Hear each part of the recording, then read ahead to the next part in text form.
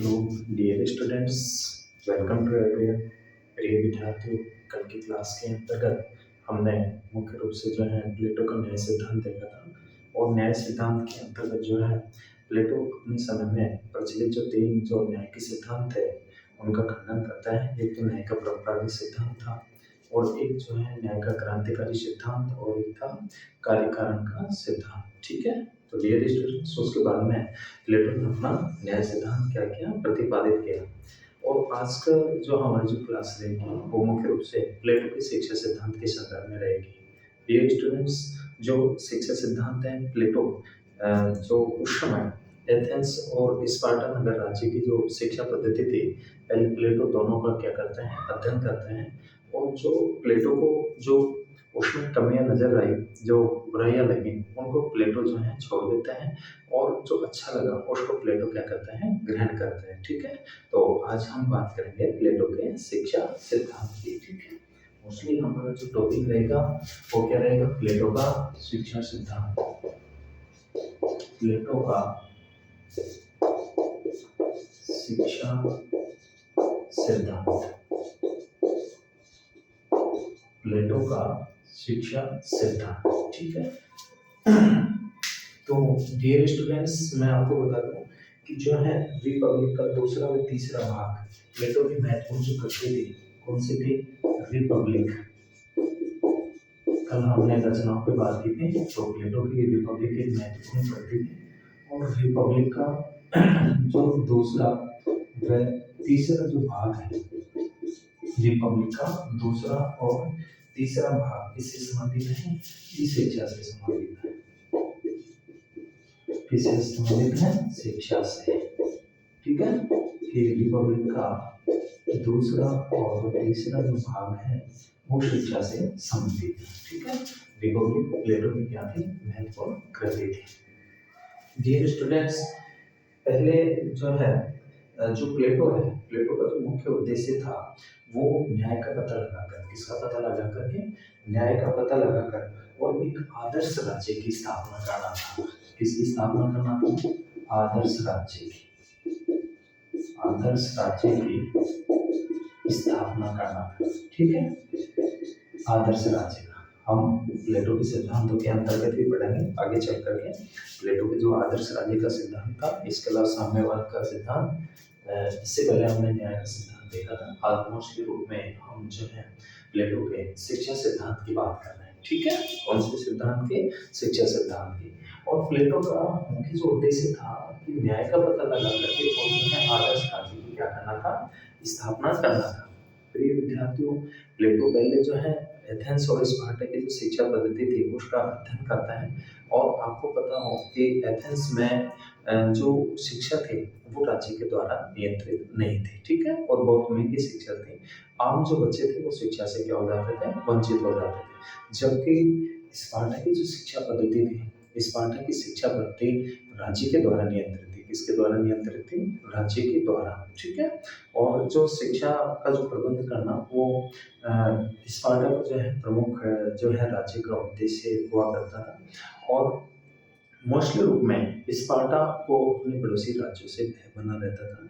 इसलिए जो है स्पार्टा की जो शिक्षा थी वो अच्छे सैनिकों का क्या करना था, निर्माण करना था। 7 वर्ष का बालक होते ही जो है राज्य के अधिकारी को सौंप दिया जाता था, वो कठोर सैन्य प्रशिक्षण से उसको गुजरना पड़ता था। तो प्लेटो ने दोनों की जो शिक्षा पद्धति थी उसका प्लेटो क्या करता है, अध्ययन करता है, और जो अच्छा है उसको लगे उसको प्लेटो ने अपने शिक्षा सिद्धांत में क्या किया है, शामिल किया है। ठीक है, तो डियर स्टूडेंट्स, इसके अलावा जो है कि प्लेटो के राज्य के प्रत्येक नागरिक में पूर्ण सामंजस्य स्थापित करने और प्रत्येक व्यक्ति द्वारा अपने कर्तव्य पालन को प्रेरित करने के लिए उसने 2 साधन बताए। किसने, प्लेटो ने, कि प्रत्येक नागरिक अपने कर्तव्य का क्या करें, पालन करें। और इसके लिए एक तो शिक्षा सिद्धांत दिया और एक साम्यवाद। शिक्षा जो सिद्धांत था ये जो है सकारात्मक साधन था, और जो साम्यवाद जो था वो नकारात्मक साधन था। शिक्षा सिद्धांत के बारे में बार्कर के अनुसार, किसके अनुसार, बार्कर के अनुसार बार्कर क्या कहते हैं? बार्कर कहते हैं कि शिक्षा मानसिक रोग को, शिक्षा शिक्षा मानसिक रोग को, शिक्षा मानसिक रोग को मानसिक औषधि के द्वारा, मानसिक रोग को मानसिक औषधि, मानसिक औषधि के द्वारा, क्या कहा है? शिक्षा मानसिक रोग को मानसिक औषधि के द्वारा जो है ठीक करने का क्या है? प्रयास है। मानसिक औषधि के द्वारा ठीक ठीक करने का ठीक करने का प्रयास है। ठीक करने का क्या है? प्रयास। किसने लिखा है? बार्कर ने लिखा है। इसके अलावा रोशो ने कहा है, एक कोटेशन ध्यान रखना, डियर स्टूडेंट्स, रोशो के अनुसार, किसके अनुसार? रूसो के अनुसार, रूसो के अनुसार कि रिपब्लिक रिपब्लिक रिपब्लिक एक राजनीतिक राजनीतिक ग्रंथ नहीं है, अपितु शिक्षा पर लिखा गया सर्वश्रेष्ठ क्या है? ग्रंथ है। ठीक है, अपितु अपितु शिक्षा पर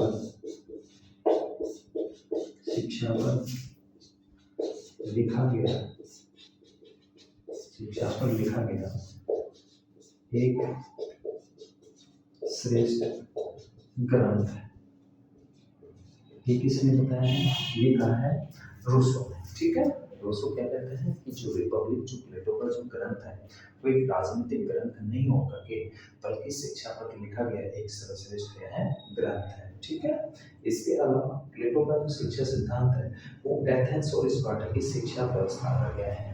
मिश्रित रूप है। डियर स्टूडेंट्स, जैसे पहले हमने चर्चा की है कि प्लेटो को जो दो प्रमुख यूनान के नगर राज्य थे, और यूनान का प्रथम दार्शनिक होने का जो श्रेय दिया जाता है वो किसको दिया जाता है? प्लेटो को दिया जाता है। तो प्लेटो ने पहले एथेंस और जो स्पार्टा थी वहाँ की शिक्षा पद्धति का प्लेटो अध्ययन करता है, और जो अच्छाइयाँ उसको लगी और उन अच्छाइयों को प्लेटो ने अपने शिक्षा सिद्धांत में क्या किया है? ग्रहण किया है। ठीक है, क्या किया है? ग्रहण किया है। और जो और उसमें बुराइयां थी उसका प्लेटो ने क्या किया है?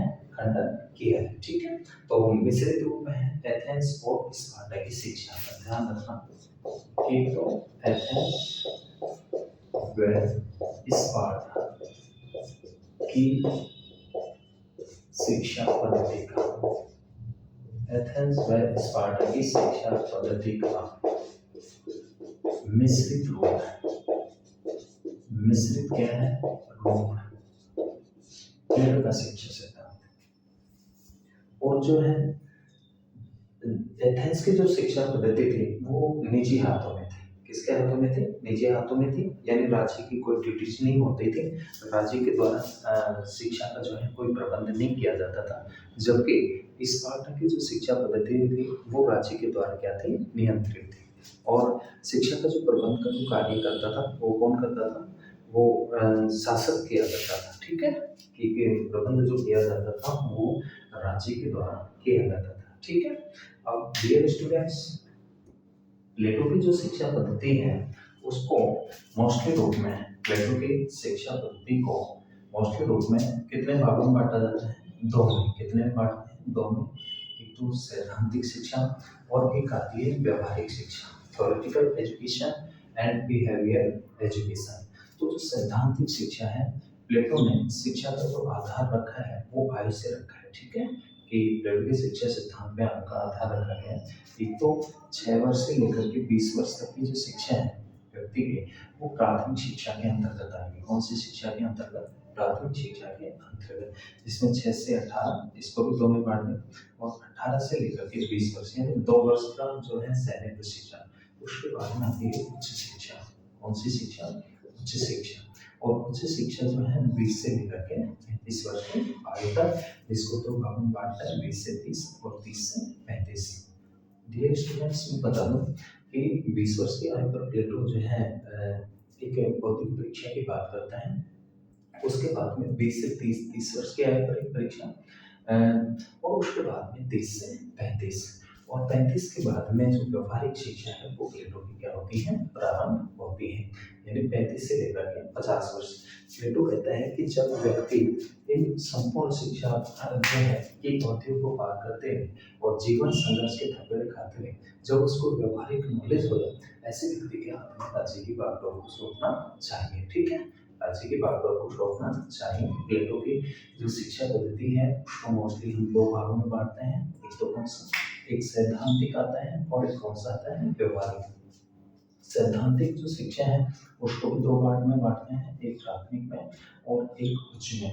प्राथमिक जो है 6 से 20 और उच्च में 20 से लेकर के 35 वर्ष तक, और जो व्यवहारिक शिक्षा है वो 35 से लेकर के और 50 वर्ष तक। ठीक है, तो प्लेटो ने वह विषय वस्तु के आधार पर जो है प्रारंभिक और उच्च दो भागों में इसको जो है क्या किया है, मोस्टली बांटा है। किसके आधार पर बांटा है, आयु और विषय वस्तु के आधार पर। डियर स्टूडेंट्स, जो प्रारंभिक शिक्षा है, कौन सी शिक्षा, प्लेटो की प्रारंभिक शिक्षा। अब हम बात करते हैं जैसे प्रारंभिक शिक्षा।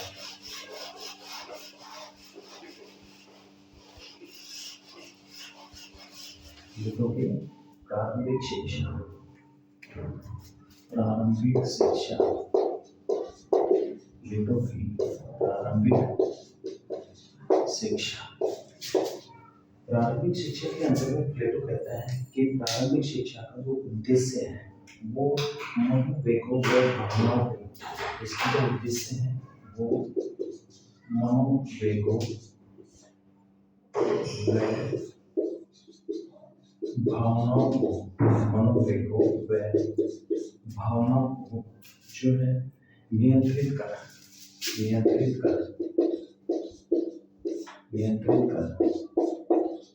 चरित्र का निर्माण करना है। किसका निर्माण करना है, चरित्र का निर्माण करना है। ये प्रारंभिक शिक्षा को जो है प्लेटो जो है उद्देश्य बताता है कि जो मन के वेग हैं, मनोवेग हैं और जो इमोशंस हैं, भावनाएं, उसको नियंत्रित कर चरित्र का क्या करना है, निर्माण करना है। और प्रारंभिक शिक्षा का जो विषय है वो 6 से 18 वर्ष तक है। इसमें इसका जो विषय है, विषय आयु का आधार क्या रखा, आयु का 6 से और 18 वर्ष तक की आयु, 6 से 18 वर्ष तक की आयु के लिए। और इस आयु के लिए मोस्टली जो है कौन कौन सी विषय क्या क्या रहेंगे, एक तो व्यायाम, क्या रहेगा, व्यायाम, इसके अलावा संगीत। इसके अलावा हम बात करें तो मोस्टली रूप में दो हैं हिस्से, एक तो व्यायाम और एक क्या आता है, संगीत। ठीक है, इसके अलावा 18 से लेकर के और 20 वर्ष की आयु तक इसमें अनिवार्य क्या होगी, अनिवार्य सैनिक शिक्षा के संदर्भ में बात की। कौन सी शिक्षा, सैनिक शिक्षा। ठीक है, अनिवार्य सैनिक शिक्षा की बात करते हैं, और जो कि साहस, आत्मनियंत्रण और अनुशासन, इसमें क्या क्या होगा, इसके लिए साहस, इसके अलावा नियंत्रण, इसके अलावा अनुशासन के लिए। ठीक है, कौन सी शिक्षा की बात करते हैं, अनुशासन की जो शिक्षा है उसकी बात करते हैं। इसके बाद प्लेटो कहते हैं कि 20 वर्ष की आयु के बाद, ठीक है, कि 20 वर्ष की आयु पर जो होगा एक बौद्धिक परीक्षा होगा। 20 वर्ष की आयु पर, वर्ष की आयु पर क्या होगी, परीक्षा होगी। क्या होगी, परीक्षा होगी, बौद्धिक परीक्षा होगा।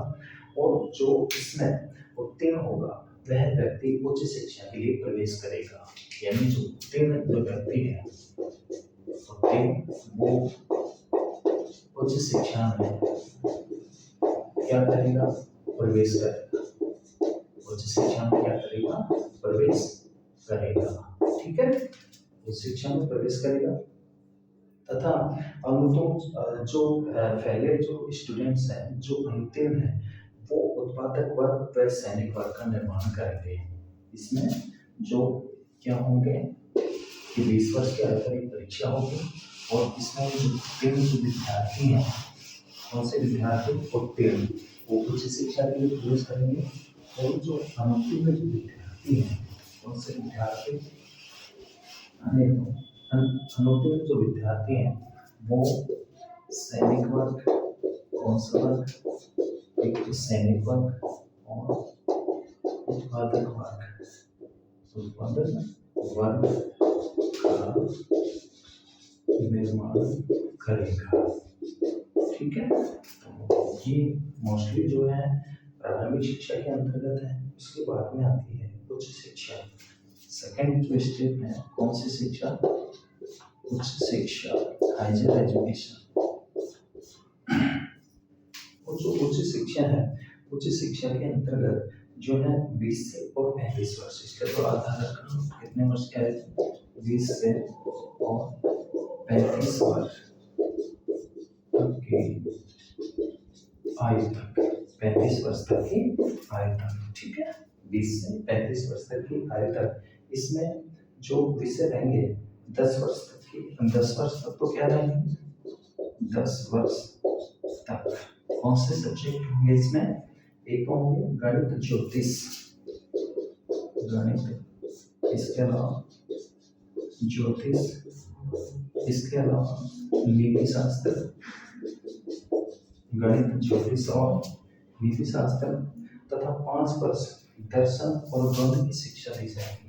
इसके बाद में जो शेष 5 वर्ष है उसमें किसकी शिक्षा पर बल दिया है, दर्शन और द्वंद्वात्मक शिक्षा। ठीक है, यानी कौन से दर्शन शिक्षा पर ये होगा डियर स्टूडेंट्स। इसके बाद में जो उद्देश्य है, इसके जो उद्देश्य होते हैं, उद्देश्य ये बताएं कि विशेष योग्यताओं वाले व्यक्ति को राज्य का योग्य संरक्षक या शासक बनाना, और 10 वर्ष बाद में 35 वर्ष की आयु पर एक भौतिक परीक्षा होगी। फिर उसके बाद में 35 वर्ष की आयु पर, 35 वर्ष की आयु पर प्लेटो किसकी बात करता है, फिर परीक्षा की बात करता है। ठीक है, इसकी बात करते हैं परीक्षा की, एक भौतिक परीक्षा होगी और इसमें जो उत्तीर्ण व्यक्ति है वो दर्शन और द्वंद्व की शिक्षा प्राप्त करेगा, जबकि अनुत्तीर्ण व्यक्ति जो है, जो फेलियर जो विद्यार्थी हैं वो राज्य के क्या बनेंगे, अधिकारी बनेंगे। ठीक है, इसमें तो बात हो गई है कि जो अनुत्तीर्ण जो विद्यार्थी होंगे वो राज्य के अधिकारी बनेंगे, और इसके अलावा जो उत्तीर्ण जो विद्यार्थी हैं वो जो है राज्य के शासक वर्ग का क्या करेंगे, निर्माण करेंगे। किसका निर्माण करेंगे, राज्य के शासक वर्ग का। ठीक है, इसके बाद में जो व्यवहारिक शिक्षा है 35 से लेकर के और 50 वर्ष की आयु तक, कौन सी शिक्षा, डियर स्टूडेंट्स, व्यवहारिक शिक्षा। कौन सी शिक्षा की बात करते हैं, व्यवहारिक शिक्षा, व्यवहारिक शिक्षा, व्यवहारिक शिक्षा। और इसके जो आयु का जो आधार है प्लेटो ने 35 से और 50 वर्ष तक की, 35 से 50 वर्ष तक की आयु का। ठीक है, ये निर्धारण किया प्लेटो ने, और कहते हैं कि प्लेटो की उस शिक्षा का जो उद्देश्य है, इसका जो उद्देश्य है कौन सी शिक्षा का, व्यवहारिक शिक्षा का, इसका उद्देश्य जो होगा वो आदर्श यानी दार्शनिक, दार्शनिक शासक का, दार्शनिक शासक का निर्माण करना। इसका निर्माण करना, दार्शनिक शासक का, शासक का क्या करना, निर्माण करना। डियर स्टूडेंट्स, जैसे प्लेटो ने राज्य के 3 अंग माने हैं, कौन कौन से, एक उत्पादक वर्ग और एक जो है सैनिक वर्ग और एक दार्शनिक शासक। उत्पादक वर्ग जो राज्य की जो आत्मा होती है, आत्मा के उसमें 3 तत्व बताए गए हैं, एक तो विवेक, साहस और शुद्धा। तो विवेक का जो प्रतिनिधित्व करने वाला जो वर्ग होगा वो दार्शनिक शासक होगा, जबकि साहस का प्रतिनिधित्व करने वाला जो है वो सैनिक वर्ग होगा, जिसके ऊपर राज्य की सुरक्षा का क्या रहेगा, बाहर रहेगा। और उत्पादन से संबंधित कार्य कौन करेगा, उत्पादक वर्ग। कौन करेगा, उत्पादक वर्ग। तो डियर स्टूडेंट्स, जो प्लेटो की जो उच्च शिक्षा है जिसको व्यवहारिक शिक्षा के अंतर्गत, और इसके जो आयु का जो आधार है 35 से लेकर के 50 वर्ष तक की आयु तक, इस शिक्षा का जो उद्देश्य है वो दार्शनिक राजा का क्या करना है, निर्माण करना है। ठीक है, इसके बाद में आते हैं प्लेटो की शिक्षा पद्धति की विशेषताएं। प्लेटो की शिक्षा पद्धति की विशेषताएं। अब हम बात करेंगे प्लेटो की शिक्षा पद्धति की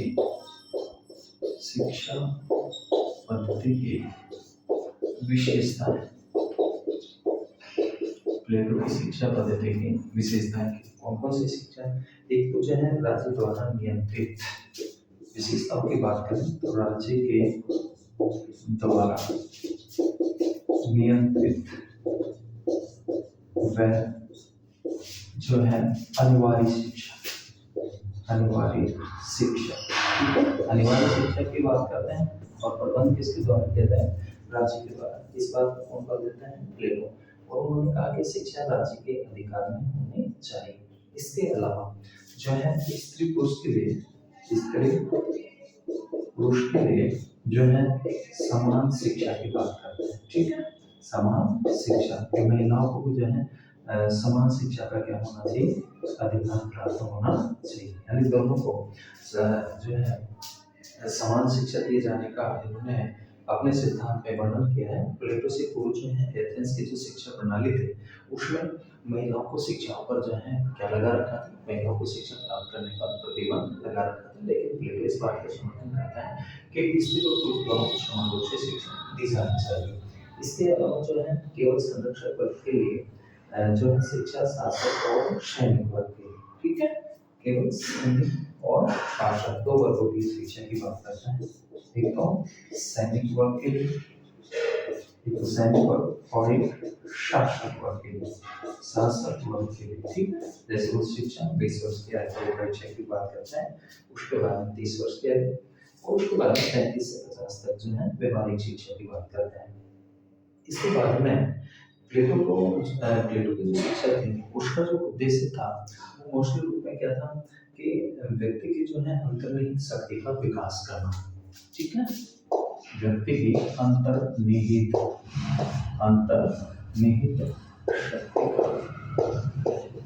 शक्ति का विकास करना, आंतरिक शक्तियों का क्या करना? विकास करना। ये प्लेटो की शिक्षा पद्धति का प्रमुख क्या था?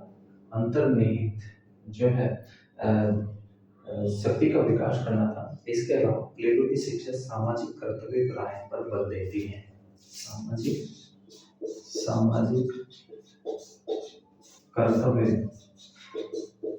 कर्तव्य परायण पर क्या देती है? बल देती है। कर्तव्य परायण पर क्या देती है? बल देती है, ठीक है। ये प्लेटो की जो शिक्षा है सामाजिक कर्तव्य परायण पर बल देती है।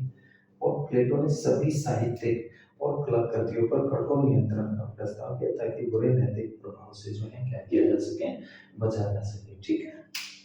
तो डियर स्टूडेंट्स, ये मोस्टली रूप में हमने जो है प्लेटो के शिक्षा सिद्धांत की बात की और शिक्षा सिद्धांत जो है प्लेटो का महत्वपूर्ण सिद्धांत को हमने सीखा। इसके बाद में हम जो बात करेंगे वो प्लेटो के साम्यवादी सिद्धांत की बात करेंगे। कौन से सिद्धांत के? प्लेटो का साम्यवाद। अब आता है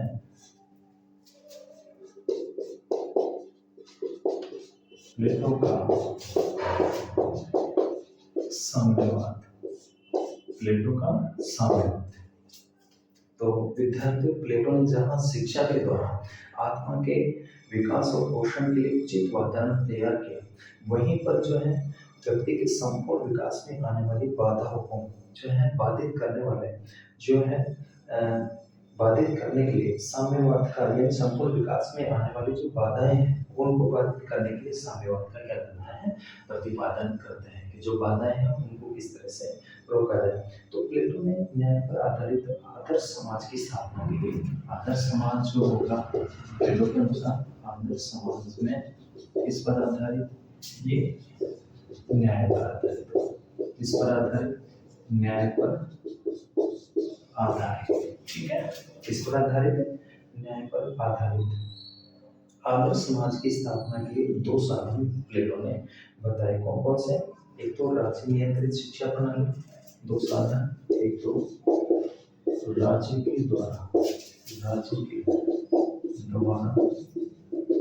नियंत्रित जो है शिक्षा प्रणाली, राज्य के द्वारा नियंत्रित शिक्षा प्रणाली, राज्य के द्वारा नियंत्रित शिक्षा प्रणाली। और दूसरी जो बात करते हैं वो करते हैं साम्यवादी सामाजिक व्यवस्था, साम्यवादी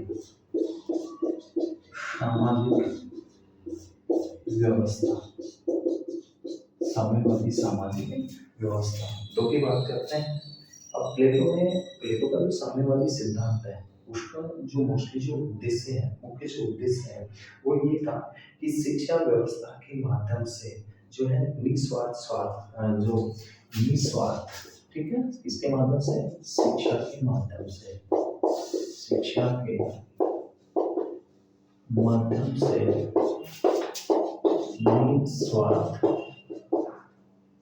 निस्वार्थ शासकों का निर्माण करना था, शासकों का निर्माण करना था, ठीक है।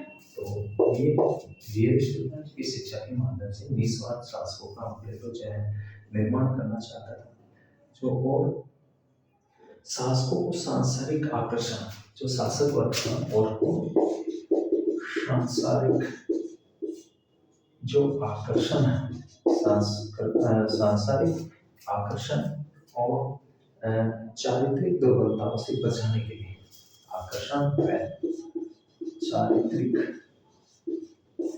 दुर्बलता कहें या कमजोरी कहें, दुर्बलताओं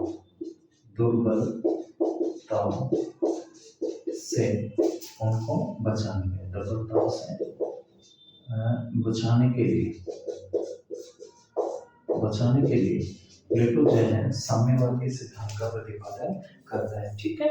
कौन सा सिद्धांत? साम्यवाद का सिद्धांत क्या करता है? प्रतिपादित करता है। शिक्षा के माध्यम से प्लेटो एक तो निस्वार्थ शासकों का निर्माण करना था और सांसारिक जो आकर्षण है, चारित्रिक दुर्बलताओं से शासक वर्ग को क्या करना था? बचाना था, ठीक है। दो को लागू करते हैं, सैनिक वर्ग और एक शासक वर्ग। तो डियर स्टूडेंट्स, जैसे प्लेटो के जो शिष्य थे, कौन थे? अरस्तु। और अरस्तु का शिष्य कौन था? सिकंदर। और प्लेटो किसका शिष्य था? सुकरात का। तो अरस्तु ने कहा इस संदर्भ में, इसके अनुसार, अरस्तु के अनुसार, अरस्तु क्या कहते हैं?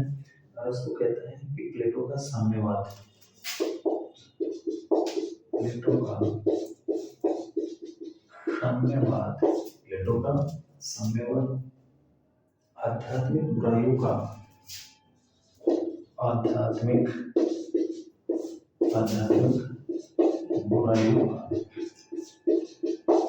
प्लेटो का साम्यवाद आध्यात्मिक बुराइयों का भौतिक निदान है। कौन सा निदान है? भौतिक, यानी जो सांसारिक जो है वो है, ठीक है। एलौकिक को क्या बोला जाता है? भौतिक। और पारलौकिक को क्या कहते हैं? आध्यात्मिक। तो जो प्लेटो के शिष्य थे और जिनको हम राजनीति के जनक के नाम से जानते हैं, अरस्तु ने कहा है प्लेटो का जो साम्यवाद है वो आध्यात्मिक बुराइयों का जो है भौतिक क्या है? निदान है, ठीक है। तो ये स्टूडेंट्स, मैं आशा और उम्मीद करता हूँ कि निश्चित रूप से जो हम प्लेटो का जो हम टॉपिक्स पढ़ रहे हैं वो आपको समझ में आ रहे होंगे और महत्वपूर्ण बातों पे हम चर्चा कर रहे हैं। आज की क्लास के अंतर्गत हमने प्रमुख रूप से जो है शिक्षक सिद्धांत की बात की है और शिक्षक सिद्धांत के बाद में हमने बात की है प्लेटो के साम्यवाद के सिद्धांत की, ठीक है। इसके अलावा प्लेटो का जो साम्यवाद है, प्लेटो का साम्यवाद इसके दो प्रकार है।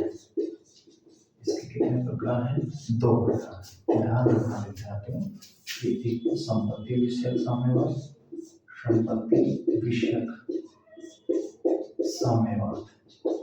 और दूसरा जो आता है परिवार विषयक साम्यवाद या स्त्री विषयक साम्यवाद, ठीक है। ये दो प्रकार है। कितने प्रकार हैं? दो। तो डियर स्टूडेंट्स, प्लेटो कहता है कि शासक का न तो अपना निजी परिवार होगा, ध्यान रखना कि शासक का शासक जो वर्ग है उसका, शासक का न तो निजी परिवार होगा, न तो निजी परिवार होगा तथा न ही संपत्ति होगी, न ही क्या होगी, संपत्ति होगी। ठीक है, ये साम्यवाद के सिद्धांत की बात कहता है। ये तो कि शासक का न तो निजी परिवार होगा तथा न ही उसको क्या होगी, अपनी संपत्ति होगी। ठीक है, अब उसके बारे में डियर स्टूडेंट्स हम बात करते हैं जो आधुनिक साम्यवाद है। कौन सा साम्यवाद? आधुनिक साम्यवाद। आधुनिक साम्यवाद प्लेटो का जो साम्यवाद है उसमें हम बात करेंगे। ठीक है, इसकी बात करेंगे प्लेटो के साम्यवाद की आधुनिक साम्यवाद से तुलना। प्लेटो के साम्यवाद की आधुनिक साम्यवाद से तुलना। ठीक है, कि प्लेटो के साम्यवाद में और आधुनिक साम्यवाद में अंतर क्या है उसकी तुलना मोस्टली रूप में हम देखते हैं। तो आधुनिक साम्यवाद का प्रतिपादन जो है, आधुनिक साम्यवाद का, आधुनिक साम्यवाद का प्रतिपादन, आधुनिक साम्यवाद का प्रतिपादन मार्क्स व हेगल ने किया। मार्क्स व हेगल ने किया। ठीक है, और जबकि प्लेटो का साम्यवाद का प्रतिपादन कौन करता है? प्लेटो करता है। प्रोफेसर जो है जेल्सी व मैक्सी ने प्लेटो के साम्यवाद व कार्ल मार्क्स के साम्यवाद में जो समानताएं देखने का भी जो है उन्होंने प्रयास किया है। और जैसा कि मैक्सी ने कहा कि प्लेटो की रचनाएं ही साम्यवादी व समाजवादी विचार का स्रोत है। और जो है यदि प्लेटो जीवित होता तो रूस की जो मात्रा है उसी उत्साह के साथ में यात्रा, उसी उत्साह के साथ में करता जिसका परिचय उसने सिराकूज की यात्रा के समय दिया था। ठीक है, और डियर स्टूडेंट्स जो ये तो क्या है तुलना कि आधुनिक जो साम्यवाद है वो मोस्टली रूप में जो संपत्ति विषय जो असमानताएं हैं उनको दूर करने पर क्या देता है, बल देता है। जबकि प्लेटो का जो साम्यवाद है वो मोस्टली रूप में शासक को अपने कर्तव्य करने के लिए और कर्तव्य में आने वाली बाधाओं के निदान के लिए क्या करता है, उसका साम्यवाद का प्रतिपादन करता है। ठीक है, इसके बाद में प्लेटो के साम्यवाद और कार्ल मार्क्स के साम्यवाद में समानता है। प्लेटो के साम्यवाद, प्लेटो के साम्यवाद, अभी हम बात करेंगे प्लेटो के साम्यवाद व कार्ल मार्क्स के साम्यवाद में समानता। कार्ल मार्क्स के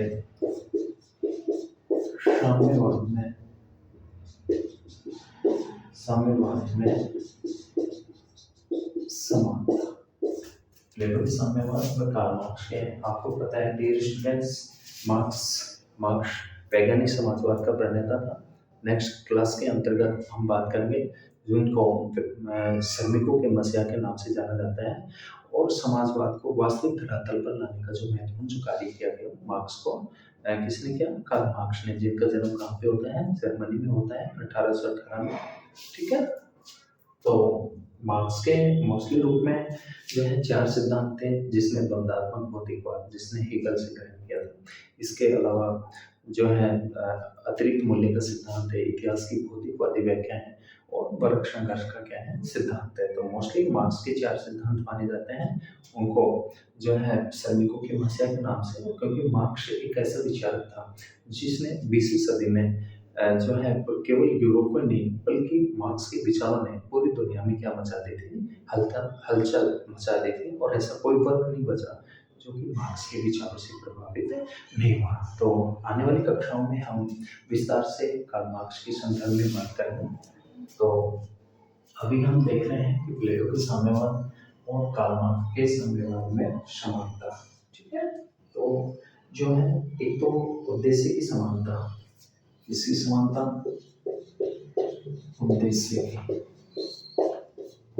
की समानता। कौन सी समानता कही जाती है? उद्देश्य की समानता, अर्थात प्लेटो और कार्ल मार्क्स दोनों के साम्यवाद का उद्देश्य अपने अपने ढंग से समाज में संघर्ष तथा वर्गों के बीच अंतर को क्या करना है? समांतर और न्याय की स्थापना करना। दोनों का उद्देश्य क्या है? न्याय की स्थापना करना। दोनों का जो उद्देश्य क्या था? न्याय की स्थापना करना। इसके अलावा जो है दोनों के साम्यवाद ने शिक्षा को परिवर्तन का माध्यम बनाया। जो है इसको परिवर्तन का माध्यम किसको बनाया? शिक्षा को। जो है प्लेटो भी जो है परिवर्तन के लिए शिक्षा को माध्यम मानता है, और कार्ल मार्क्स भी जो है साम्यवाद के लिए शिक्षा को क्या देता है? शिक्षा को क्या बनाता है? माध्यम बनाता है। दोनों के साम्यवाद आर्थिक प्रतिस्पर्धा को समाप्त करना चाहते थे। ठीक है, इसको आर्थिक जो प्रतिस्पर्धा थी, आर्थिक प्रतिस्पर्धा क्या करना? समाप्त। आर्थिक प्रतिस्पर्धा को क्या करना? समाप्त करना।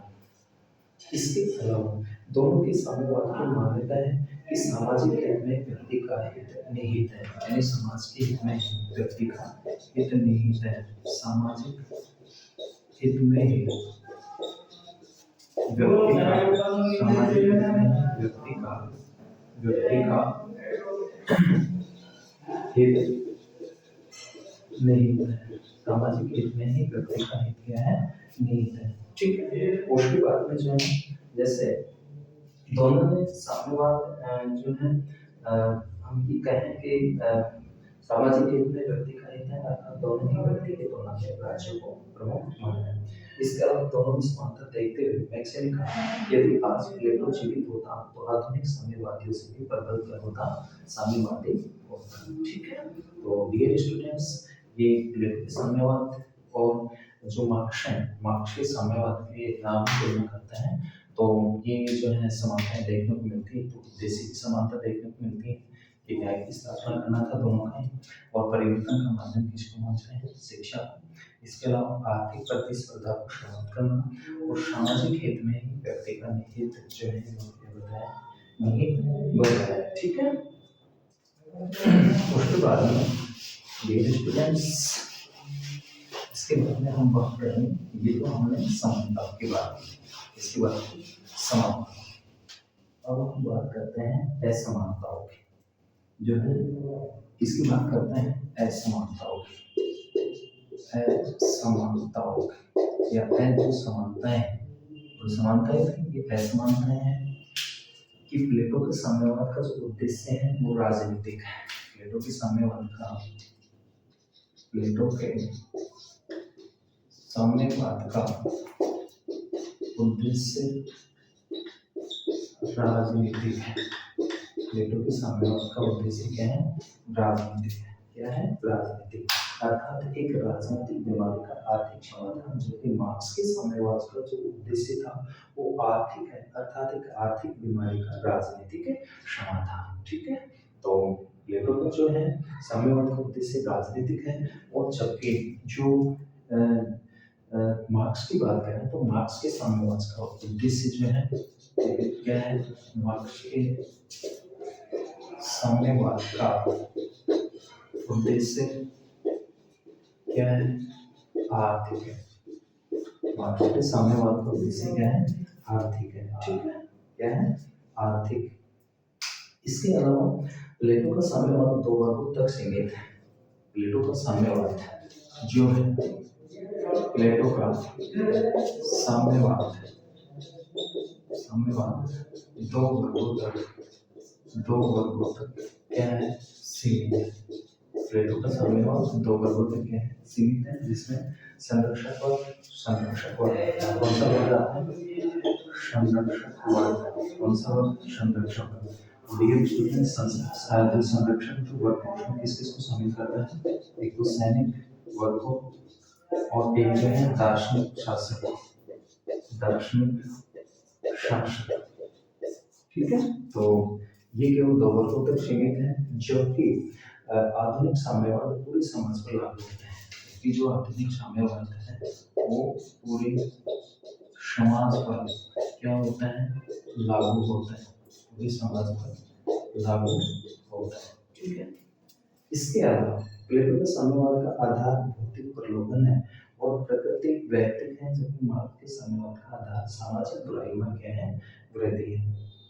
प्लेटो के साम्यवाद का आधार त्याग और बलिदान की भावना है, जबकि जो है आधुनिक साम्यवाद का नहीं, जैसा कि जो है बार्कर ने कहा है कि यह त्याग की मांग और मांग सर्वश्रेष्ठ से की गई। प्लेटो का साम्यवाद निषेधात्मक है, जबकि आधुनिक साम्यवाद सकारात्मक है। इसके अलावा डियर स्टूडेंट्स, और हम ऐसे मानता की बात करें कि आधुनिक साम्यवाद में वर्गविहीन समाज की स्थापना करना है, और जबकि प्लेटो का साम्यवाद ऐसा कोई लक्ष्य नहीं है। ठीक है। वर्गविहीन समाज की बात करते हैं। आधुनिक साम्यवाद का अंतिम लक्ष्य राज्य का उन्मूलन करना है, जबकि प्लेटो के साम्यवाद का ऐसा कोई उद्देश्य नहीं है। यानी आधुनिक साम्यवाद वर्गविहीन और राज्यविहीन समाज को क्या देता है, बल देता है। इसके अलावा प्लेटो का साम्यवाद अर्ध साम्यवाद है, जबकि आधुनिक साम्यवाद जो है वो साम्यवाद है। इसके अलावा जो है ये स्टूडेंट्स, और हम बात करें तो मोस्टली रूप में जो है प्लेटो ने पत्नियों के साम्यवाद की बात कही है। ठीक है। कौन से साम्यवाद की, पत्नियों की साम्यवाद की, जबकि आधुनिक साम्यवाद में ऐसी कोई बात नहीं है। यानी जो प्लेटो है वो पत्नियों को जो है शासक और सैनिक वर्ग को क्या कर देता है, उनसे बस वंचित कर देता है। निजी परिवार नहीं होंगे और निजी संपत्ति नहीं होगी। इसके अलावा प्लेटो का जो साम्यवाद है वो भौतिक स्तर पर बताया गया, जबकि जो आधुनिक साम्यवाद है वो साम्यवाद उत्पादन के स्तर पर है। जैसा बार्कर ने कहा है, किसने, बार्कर ने क्या कहा है कि प्लेटो का साम्यवाद वैराग्यवाद का मार्ग है। बार्कर क्या लिखता है कि प्लेटो का साम्यवाद, प्लेटो का साम्यवाद वैराग्य, इसका वैराग्य का क्या है, वैराग्य का मार्ग है। ठीक है। इस सांसारिक जो भौतिक जो सुख है उनसे उनको जो है मोक्ष के रूप में क्या करना था, रोकना था। तो वैराग्य का मार्ग है। किसने कहा है, ये बार्कर ने कहा है। किसने कहा है, बार्कर। ये कोटेशन ध्यान रखना आपको कि जो है वैराग्य का मार्ग बताते हैं कौन, बार्कर। ठीक है। तो ये स्टूडेंट्स कि प्लेटो ने राज्य में न्याय की स्थापना के लिए जिस व्यवस्था का समर्थन किया उसे अपनाने से उत्पन्न प्रतिरोध के स्वर को दबाने के लिए दो बातों पर बल देता है। तो कला व साहित्य का सेंसरशिप और उदात्त झूठ का प्रसार। तो प्रिय विद्यार्थियों, ये हमने मोस्टली रूप में जो है प्लेटो के साम्यवाद और आधुनिक साम्यवाद से हमने तुलना की है, और तुलना में हमने एक तो समानताओं पर कुछ बातें की हैं, उसके बाद में मोस्टली हमने असमानताओं के संदर्भ में बात की है। इसके अलावा जो है और बताते हैं आपको कि प्लेटो ने नागरिकों के मन में कपोल कल्पना के प्रति विश्वास जताने के लिए कहा है। और इसके अलावा जो है प्लेटो ने भी ये कहा था कि राजा के पास उतनी संपत्ति होनी चाहिए कि जितने की उसके जीवन यापन के लिए क्या हो, उन्हें उनके लिए आवश्यक हो। ठीक है। इसके अलावा सामान्य जो भोजनालय है उनमें भोजन करना चाहिए और सामान्य निवासों में रहना चाहिए। उन्हें ऐसा उन्हें सोने चांदी को जो है स्पर्श नहीं करने देना चाहिए। तो इसी प्रकार से जो है जो प्लेटो है, प्लेटो कहता है कि पत्नियों के साम्यवाद के माध्यम से शासक को परिवार का निषेध कर रहा है। प्लेटो का मानना था कि पत्नी और परिवार का मोह कभी कभी संपत्ति के मोह से भी अधिक शक्तिशाली होता है, और उसमें अंधा होकर मनुष्य अनेक प्रकार के अनुचित और अनैतिक जो है क्या करता है, कार्य करता है। तो प्लेटो के साम्यवाद की आलोचना अरस्तु ने भी की, जैसा कि अरस्तु ने कहा कि प्लेटोवादी पुत्र होने से अच्छा निकट संबंधी होना क्या है, आवश्यक है। इसके अलावा डियर स्टूडेंट्स, उसके बाद में हम प्रिय विद्यार्थियों, तो आज की क्लास के अंतर्गत हमने प्रमुख रूप से जो है एक तो प्लेटो की शिक्षा के सिद्धांत के संदर्भ में हमने बात की। इसके अलावा हमने प्लेटो के साम्यवाद को देखा। प्लेटो का जो शिक्षा सिद्धांत है वो व्यक्ति के जो अंतर्निहित जो शक्तियाँ हैं उनको जो है उनका क्या करना था, विकास करना था। तो प्लेटो ने अपनी शिक्षा को जो है आयु के आधार पर जो है उसने विभाजित किया है, एक प्रारंभिक शिक्षा और एक जो है हमने देखा दो रूपों में बांटा उसको, एक व्यवहारिक शिक्षा। प्रारंभिक जो शिक्षा है वो 6 से लेकर के और 20 वर्ष की आयु तक और इसके बाद में व्यवहारिक शिक्षा 35 से लेकर के और 50 वर्ष की आयु तक। तो प्रिय विद्यार्थियों, आज हमने प्लेटो के 2 सिद्धांतों की बात की। एक तो प्लेटो का शिक्षा सिद्धांत और एक प्लेटो का साम्यवाद विषय सिद्धांत। ठीक है, उसके बाद में हम नेक्स्ट क्लास में जो बात करेंगे वो प्लेटो के आदर्श राज्य की बात करेंगे। ठीक है, सभी विद्यार्थियों का बहुत बहुत धन्यवाद।